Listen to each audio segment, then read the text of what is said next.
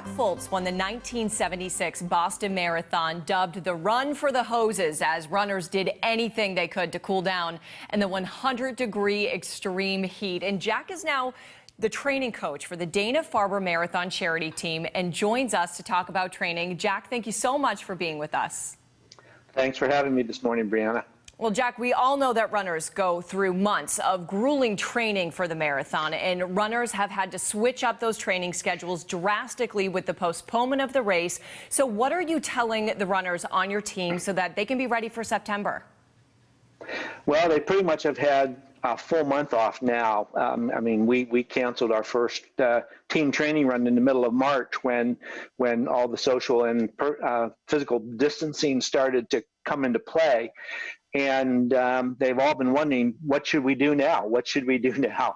So we've encouraged them to keep the motor running, but to throttle back, to, forget the long runs now, forget the high quality training. They had about 2 more weeks of intensive training to do, and then about 3-week taper leading into this weekend.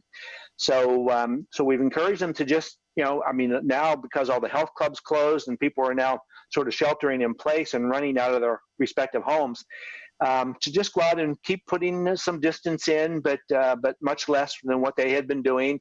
There's sort of, everyone's in a holding pattern right now. We were thinking of encouraging some of them, since they were peaking physically and psychologically for some type of competition, to maybe consider starting to do a little bit of speed work with hopes of maybe some shorter 5K races coming online in June or July. But that looks less and less likely now.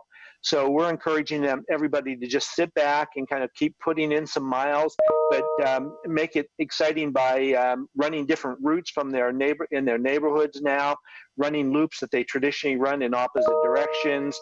Go out, and if you know the distance of a particular loop, leave your watch at home now. Kind of change up that whole psychology, your psychological relationship to your running. Look for some new routes. And you can still socially distance run with friends. You can run on opposite sides of the street or sidewalks or whatever. So anything to kind of keep it exciting, and then add some new activities. At home, start doing more yoga and stretching, or sort of weightlifting. If you don't have home weights, you can start doing home exercises, push-ups, sit-ups, doing some things that maybe you'd been neglecting during the marathon training period itself. And because we'll start back up again in the middle of May, if all the lights are green, we won't have team training runs probably again because of the social distancing requirements, probably going into early to mid-summer. But once we do, of course, we'll have to address the heat as well. But people will still be training on their own for the next month or more. The Dana-Farber team is one of the largest, with about 500 runners. That's a lot of people to get ready for a marathon. So what was the longest training run that most of these marathoners had completed before everything happened and before the race got moved? Well, about 60% of our team every year are running their first marathon. So those people we bring on a little more slowly, and we were about 2 weeks from our really longest final training run when we had to shut down. But many of the people on the team, runners on the team, had already run up to 20 miles at least once, some of them several times, and a few of them were in the 16 to 18 mile range and getting ready for their last final long run 3 weeks before the marathon, which would have been 20 to 22 miles. So once they do that weekend is always a big confidence builder as well. So once the runners who have not gotten that far finally get in a 20-miler, then they become real believers that they're going to be able to make it from Hopkinton to Boston on Marathon Monday. Jack, we've never had a marathon in September, so I'm wondering what you're looking most forward to about a fall race.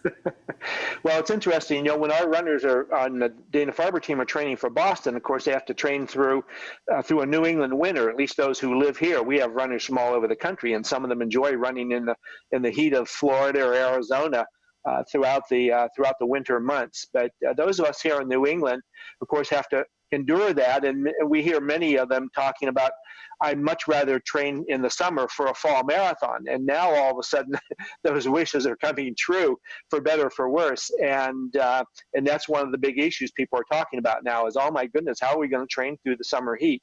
And one thing for sure, with our team training runs, we're going to be shifting the time. Typically, we start about 8:30 on Saturday mornings for the local runners here.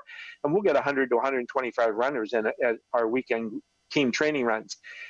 We anticipate getting close to that again through the summer if this all plays out the way we're hoping, but we'll probably start those runs as much as 2 hours earlier and start them about 6:30. We have to get the volunteers out to our water tables, and they have to drive from their respective homes. So we can't start too much earlier than that, but we certainly will be doing that to address the heat of the summer. Certainly a lot of adjustments to be made. Jack Fultz, we appreciate your insight and your expertise on this, and thank you so much. Thank you, Brianna, very much, and good luck to all the runners out there, and in the meantime, stay safe.